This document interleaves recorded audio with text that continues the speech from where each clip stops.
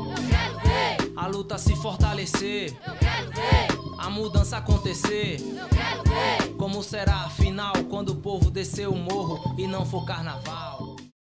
Olá, começa agora o programa Eu Quero Ver, produzido pela Central Única dos Trabalhadores de Alagoas. E nesta edição você vai conferir a entrevista com o médico e presidente do Sindicato dos Médicos, o Wellington Galvão. Na entrevista, ele fala sobre a paralisação dos legistas e da situação precária da saúde aqui no estado. Também fala da relação do sindicato com o governo e do episódio que aconteceu na última semana, que culminou com a sua prisão, e também de como isso repercutiu dentro da classe médica e da classe sindical. Wellington, boa tarde. Primeiramente, eu queria que você me explicasse como é que está a situação do Sindicato dos Médicos aqui no estado. Boa tarde, Dayana. Olha, o Sindicato dos Médicos é um sindicato pequeno, relativamente comparado a outros sindicatos maiores, mas que ele tem uma força de luta muito boa. E assim, em relação à categoria, nós temos uma credibilidade muito grande dentro da categoria médica, e esse movimento agora ascendeu, deu uma revigorada grande no sindicato, na credibilidade que ele tem com a categoria médica. Então, a gente está muito bem.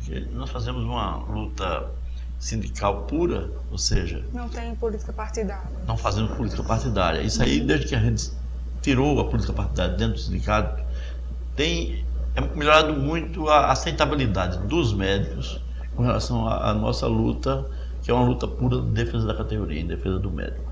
E como é que está a relação do sindicato com o governo do estado atualmente? Diante que a gente sabe desse fato, desse triste fato que aconteceu, desse mandado de prisão pelo governo, como é que está? Como é que ficou? Olha, a relação com esse governo nunca foi boa. Desde o início dele, né? Desde todos os sindicatos tivemos problemas com esse governo, porque ele é um governo que não tem compromisso com a sociedade, não tem compromisso com o trabalhador, e ele não cumpre os acordos firmados, quase sempre não cumpre. Né? Então, a relação é muito ruim. Né? Hoje nós temos uma relação razoável, quer dizer, para boa, com os dois secretários da gestão e da saúde. Eles têm tentado, no entanto, não existe a vontade política do governo em resolver a questão que envolve principalmente o trabalhador da saúde e, no caso dos médicos, seria a implantação do plano de carreira dos médicos. Né?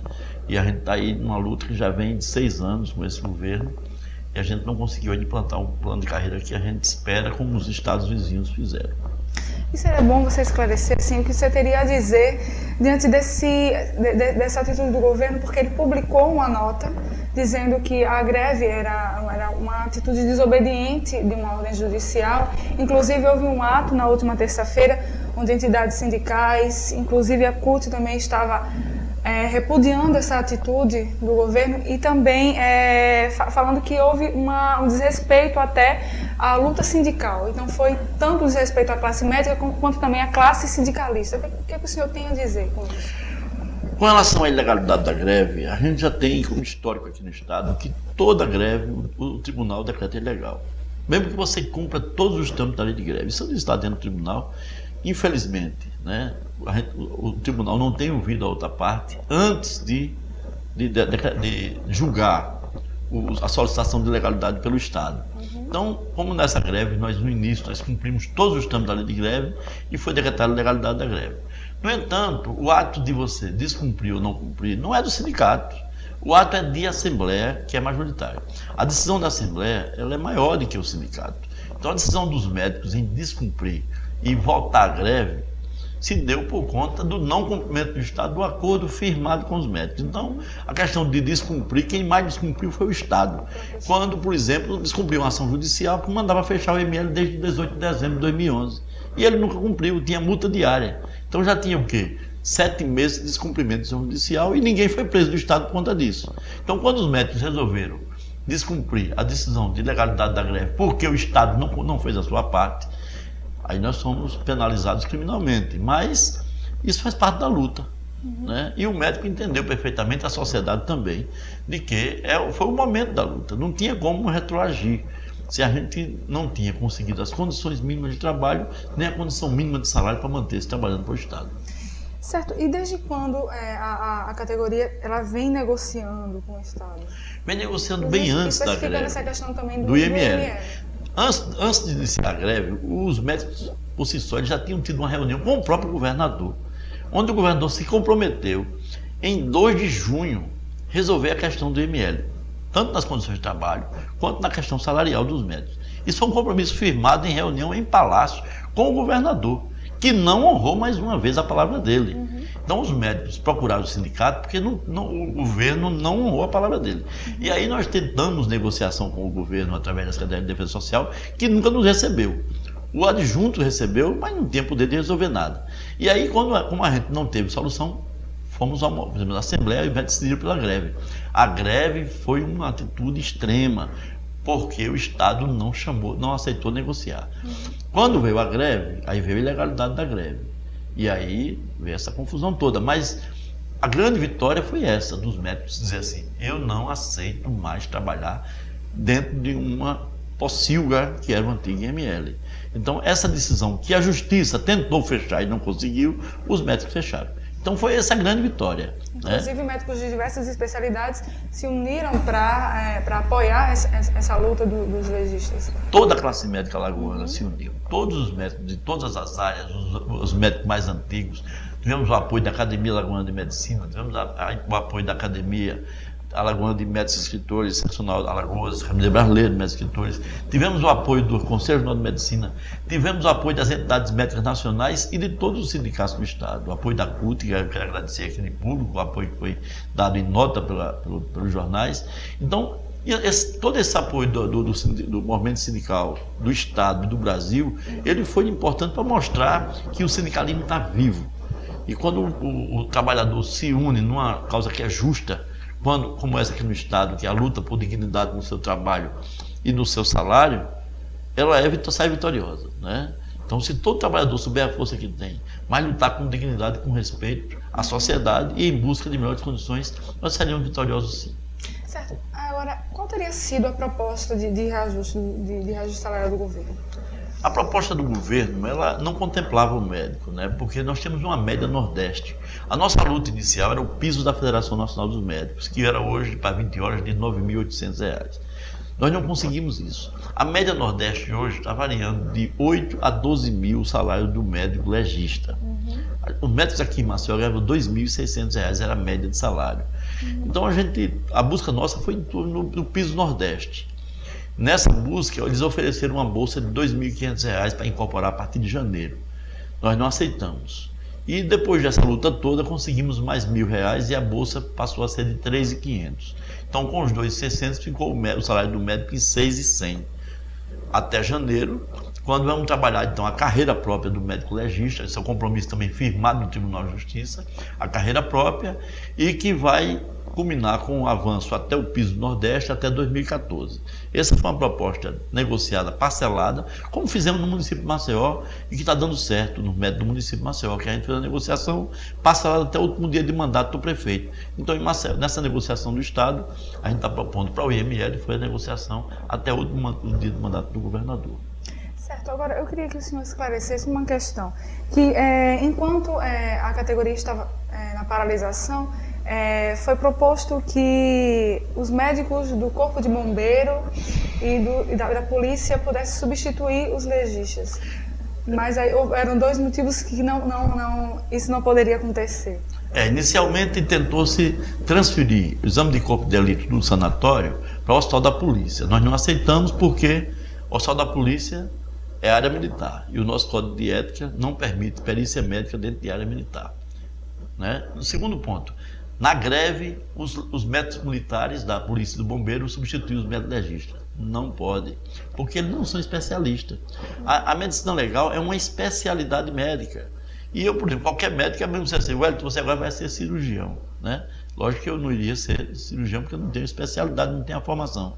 Então, nenhum outro médico tem a formação para a medicina legal, que não esses 30, que tem o conhecimento técnico, tá certo? Então, eles mesmos se reuniram e disseram que não tinham condições. E se eles fizessem qualquer ato de necrópsia, aquela necrópsia era invalidada, era nula, porque era realizada por um profissional que não tinha qualificação. Ela era nula perante a lei, tá certo? Então, isso aí não seria possível. Então, como é que ficaram os corpos que estavam lá? Olha, aqui exatamente essa questão dos corpos, né? O ideal é que o Estado tivesse condições de manter esses corpos refrigerados para que depois da greve fossem feitas as necrópsias. Mas como o Estado não tem geladeiras suficientes, só tem 2 ou 3 vagas, né? Tá certo? As eficiências do IML são imensas, então eles tiveram que sepultar esses corpos, tá certo? Com guia de sepultamento e com fotografia, né, para que depois forem exumados. Então, somado aos 140 que já existiu da primeira greve, da primeira paralisação, hoje nós estamos perto de 200 corpos que vão ter que ser exumados para que essas pessoas recebam atestado de óbito e as questões legais sejam dadas continuidade. Então, para a justiça, por exemplo, existem quase 200 pessoas que não morreram legalmente, porque não tem atestado de óbito. Então, vai ser cada um tem que ser exumado para ser feito. Isso só vai acontecer após os 30 dias dados da reunião que tivemos no tribunal, quando o IML foi improvisado no CCBI, e lá vai se montar uma área para fazer as exumações. Os corpos serem retirados, leva para lá, vai ser feitas as exumações corpo a corpo. Isso vai levar um bom tempo. Vai levar um bom tempo e é bom que a sociedade entenda que isso é um processo que deve acontecer, porque muitas pessoas às vezes choram, não entendem, aí a culpa sempre fica do médico. Inclusive, algumas imprensas escrevem dizendo colocando a culpa em cima da classe médica, quando na verdade não é exatamente esse processo que acontece. É verdade. A questão é a seguinte: precisa ser esclarecida quanto a isso. É verdade. Quando existe uma morte violenta, aquele corpo, ele é prova do crime, ele pode ser um instrumento de esclarecimento.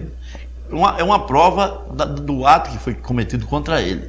E ele passa a ser instrumento do Estado, até que o Estado consiga retirar do corpo todas as informações que possam ajudar a elucidar o crime. Então, nos países sérios, por exemplo, essa necrópsia ela pode levar 1 mês, ou mais do que isso. Agora, lógico que tem que ter um IML preparado, tem que ter unidade de refrigeração, que o corpo seja mantido intacto até que se conclua todas as para se enterrar. Aqui não, criou-se culturalmente que morreu tem que enterrar. E aí muitas vezes a própria família é prejudicada na elucidação do fato, porque não se colheu do corpo as provas essenciais para o pessoal do judiciário, né? Então essa cultura nós não temos, e aí ficou esse clamor. Por exemplo, o médico legista em Portugal, ele se gaba porque ele faz 8 necrópsias no ano. Aqui uma médica foi obrigada no penúltimo domingo a fazer 16 necrópsias em 5 horas. Evidentemente que 8 necrópsias em um ano e 16 necrópsias em 5 horas, qual seria a mais bem feita? Né? Qual seria a mais elucidativa para o fato? Né? Então essa questão que culturalmente a gente tem que mudar. Né? Que nem sempre é necessário porque a pessoa já morreu, não, é só clamor social, que é importante, lógico, a gente respeitar, e a gente respeita. Mas tem que entender o lado também do judiciário, da prova crime. Ok, nós vamos tratar de outras questões logo mais, depois do intervalo. Todo final de semana você está convidado a assistir o DocCut, espaço reservado para documentários produzidos pela CUT Alagoas e entidades parceiras. A cada mês você confere um documentário novo com os mais variados temas. DocCut todos os sábados às 11h30 da manhã e aos domingos às 1h30 da tarde. TV Com, 10 anos de compromisso com a sociedade. Nós voltamos agora aqui com a entrevista com o presidente do Sindicato dos Médicos de Alagoas, o Wellington Galvão. Wellington, agora eu queria que você explicasse a situação dos IMLs aqui no estado, Maceió e de Arapiraca. Bom, inicialmente Maceió, não existe IML, né? Maceió é IML antigo, há muito que está fechado. Então, no momento, não existe IML. Está sendo reformado uma área no CCBI para, em 30 dias, começar a funcionar lá, até que se construa o novo, que ainda está na fase de licitação. Confusão lá com o terreno, nem começaram as obras. E a previsão de 1 ano e meio. Arapiraca tem um IML razoável, só que estruturalmente ele é muito mal feito, né? Então tem problemas de infiltração, problemas de drenagem, problemas sérios lá. Também não tem raio-x, não tem laboratório forense, não tem nada. Então a questão estrutural não é um IML de vergonha, nenhum dos dois, nunca foram. Se tem essa carência toda, apesar de terem prédios provisórios, mas mesmo assim, como se trabalhar nessas condições? Na base do improviso. Por exemplo, chegou um ponto que você precisa muitas vezes fazer numa exumação ou então num assassinato, num crime, você fazer um raio-x, você não tem onde fazer. Já aconteceu de se botar um paciente em decomposição, um cadáver em decomposição em plástico e levar a fazer o raio-x no HGE. Observe o risco de contaminação num hospital se levar um corpo para lá para fazer raio-x, para fazer a elucidação daquele fato. Então, o IML tem que ter raio-x, aqui nunca teve, nem aqui nem em Arapiraca. Então, essas questões vão ser resolvidas agora por causa da luta dos médicos. No novo IML vai ter que ter raio-x, vai ter que ter tudo isso. Então, isso aí foi exatamente graças a essa luta que os médicos... Foi um acordo que vocês No acordo firmado, que o novo IML vai ter que ter condições dignas como qualquer outro IML do país. Então, eu queria que você falasse um pouco do justamente o HGE, o SAMU, o Hospital Santa Mônica, de todas essas unidades aqui no estado que a gente sabe que elas não estão dando conta, né? Isso. Com certeza. O problema maior é o seguinte: nós temos hoje Maceió com uma população de 1 milhão de habitantes e com uma estrutura hospitalar de 20 anos atrás, para uma população de 20 anos atrás, quando nós tínhamos 300, 400 mil habitantes. Então você tem o quê? Você tem uma sobrecarga grande para os servidores que estão ali, que já estão com salário defasado, e não tem leito suficiente nem estrutura, né? Então nós temos em Maceió um único serviço de urgência e emergência, quando deveríamos ter no mínimo 3, em locais distintos. A parte alta da cidade é uma cidade, né? O tabuleiro, o grande tabuleiro, e lá não tem, deveria ter um serviço de urgência e emergência maior, inclusive, do que o HGE. Que lá é porta de entrada dos municípios vizinhos, inclusive, né? Então, nós temos deficiências 1000. Além de que esse único funciona, além da sobrecarga que tem de paciente, a superlotação de paciente lá dentro, você tem os servidores ganhando mal remunerados, né? E faltando condições mínimas de material. Outro dia não tinha anestésico para o paciente que estava precisando. Quer dizer, é comum no HGE, você tem lá uma área vermelha, que é uma área de entrada, a porta de entrada, onde o local é para 9 pacientes ser estabilizados e encaminhados, né? É uma área de passagem. Outro dia tinha 54 pacientes internados nessa área, onde o médico não podia nem chegar a um paciente que estivesse no outro lado, não tinha nem acesso. Então os pacientes estavam dentro de uma área de morrer, então, de matar. Uma câmara de gás disfarçada. O médico, às vezes, ele não consegue ter o controle. Não tem condições. Eu tenho arquivos e fotos onde o médico está entubando o paciente no chão. Entubando no chão. Quer dizer, então é uma câmara de gás disfarçada, porque ali é um local onde os pacientes estão lá para morrer, porque não tem condições das pessoas sobreviver. Quer dizer, não tem o gás, mas é uma câmara de gás, as pessoas estão lá naquele ambiente para morrer. Não, na área vermelha está lá, 50 pacientes, onde tem 9, sem estrutura nenhuma. Então o HGE é comum você ter corredor cheio, ter pacientes no chão, pacientes com tuberculose misturada com pacientes normais, quer dizer, então você tem uma imoralidade. Centro cirúrgico, 4 salas. É comum estar as 4 salas ocupadas com o paciente internado. Por quê? Porque o médico opera, mas não tem para onde mandar o paciente. Então fica internado para a mesa de cirurgia. E aí acaba as 4 sem cirurgia, fica o corredor cheio de paciente de tiro, facada e acidente, sem ter o que fazer, porque não tem onde fazer nada. Isso acontece no nosso IML, no nosso HGE, sem contar da UTI. Tem 20 leitos. É comum estar ficando em horário sem médico, porque não tem médico. Na UTI não tem médico suficiente para os horários. Então tem horário que fica a UTI só com a enfermagem, sem médico, para atender os pacientes da UTI. Isso é que já denunciei várias vezes, e continua, né? Aí você tem, por exemplo, pediatra. O HGE tinha 14 pediatras, hoje tem 5, concursados. Os demais, alguns prestadores de serviço. A precarização é total na emergência. O SAMU, 90% dos profissionais médicos do SAMU são prestadores de serviço precarizados. Agora o HDT fez concurso para médico, para 7 vagas, processo seletivo. Só apareceu 2, esse mesmo desistiu, não tem mais ninguém. Lá do 7 não apareceu, não tem ninguém, praticamente não tem ninguém. Então, quer dizer, o Estado não consegue nem contratar, nem precarizado, porque ele paga tão ruim que ninguém quer vir. Enquanto um médico aqui ganha no HGE por 24 horas, equivalente a R$ 2.700 essa faixa, né? Em Pernambuco ele ganha 11. Aí conseguimos uma gratificação que chega a 4 mil e pouco, 4.200, mas não corresponde ao que os estados vizinhos pagam. Mas o que o sindicato tem a fazer, tem a propor de concreto, para que essa situação minimize, pelo menos? Nós estamos com um plano de carreira no estado, pronto para ser implantado, faltando vontade política. E eu estou dizendo aos gestores da saúde, ao secretário de gestão, que não chega a dezembro, esse estado vai entrar em colapso a saúde. Ou se implanta o plano de carreira, ou vai parar a HGE, vai parar a SAMU, vai parar a unidade do Agreste, vai parar tudo. Já está quase parado. Entendeu? E não vai parar para fazer greve, não, é porque os médicos não aguentam mais aquilo ali. Vai parar. Ou o estado acorda, ou esse governador acorda e assume o papel dele, que ele não tem feito até agora, ou esse estado vai parar. E não vai ser culpa nossa, não. E não vai prender só o presidente do sindicato do médico, não, vai prender todos os demais sindicatos da saúde, porque a situação, e eu disse isso no Tribunal de Justiça, nós resolvemos a questão dos mortos, em parte. Nós temos a pior, que é a dos vivos, que é do HGE, da Santa Mônica, do SAMU. Essas questões são maiores, porque lá no IML não tinha ninguém para morrer, não. Lá não tinha nenhuma emergência lá, não. Tá certo? Agora cá, sim, estão morrendo. As pessoas estão morrendo nos corredores, as pessoas estão morrendo no HGE de toda ordem, por falta de assistência, por falta de Estado, por falta de compromisso do governo. Aí sim estão morrendo. E eu disse que o governador, para ele conhecer ele como gestor da saúde, ele devia ir lá no IML, disfarçado. No IML não, no HGE. Ele devia deitar na maca na área vermelha pelo menos meia hora.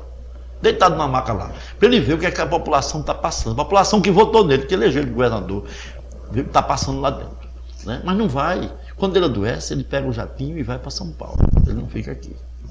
Agora, qual seria a previsão para que essa paralisação, como o senhor está falando, não aconteça? É o Estado implantar o plano de carreira e urgentemente chamar concurso público, mas pagando salário digno. Se ele fizer concurso com o que ele paga hoje, não vai ter ninguém para fazer, né? Porque hoje falta médico aqui no estado. Os médicos de Alagoas estão trabalhando em Sergipe, em Pernambuco, nos estados vizinhos estão pagando salário melhor do que aqui, dando condições melhores. Falta obstetra aqui em Maceió. Em Palmares ali tem 18 obstetras alagoanos trabalhando lá. Falta pediatra aqui, tem pediatra trabalhando em Recife, Palmares, em Caruaru. Então os médicos estão saindo daqui, estão indo trabalhar em Caruaru, Palmares, Garanhuns, Recife. Por quê? Porque lá estão ganhando. Aqui não tem condições de se sobreviver. Né? Então ou o Estado acorda ou vai perder os demais, o pouco que restam. Né? E aí a população que sai prejudicada, que está sendo prejudicada. Hoje já falta médico em todas as áreas. Os ambulatórios 24 horas estão fechando, todos eles. Vários horários sem médico. E o Estado não consegue prover médico para lá, porque paga mal, não dá condições de trabalho. Então não tem médico. Não faz concurso, né?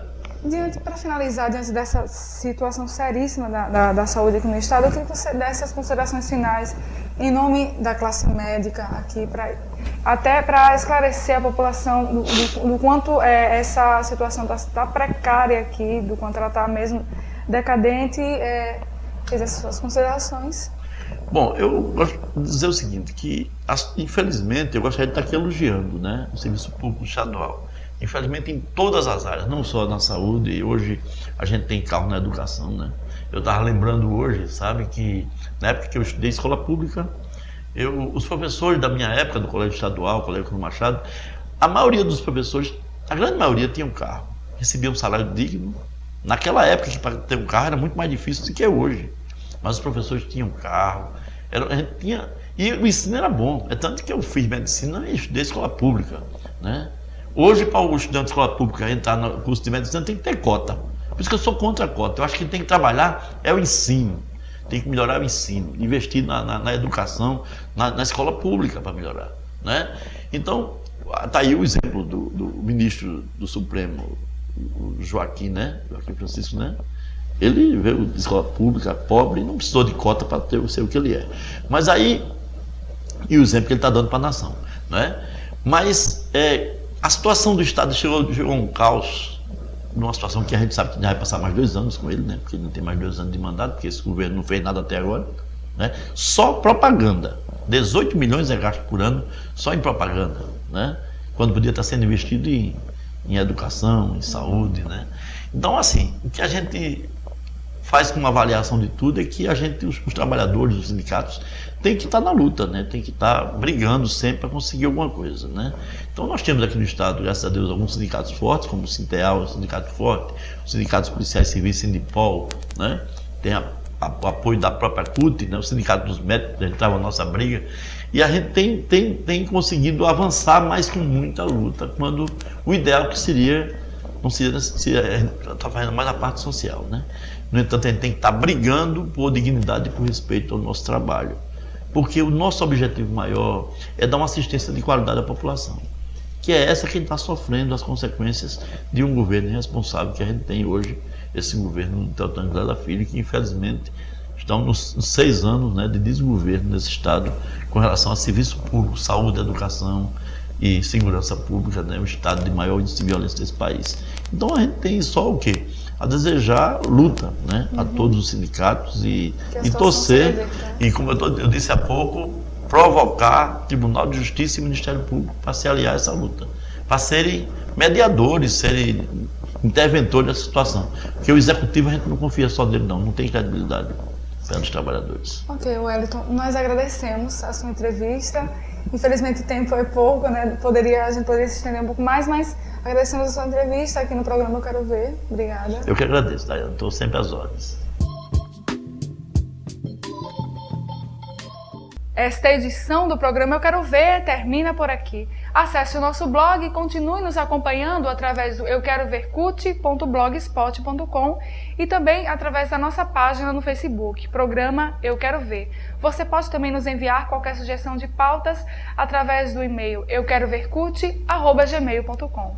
Tenham todos um ótimo final de semana e até segunda-feira.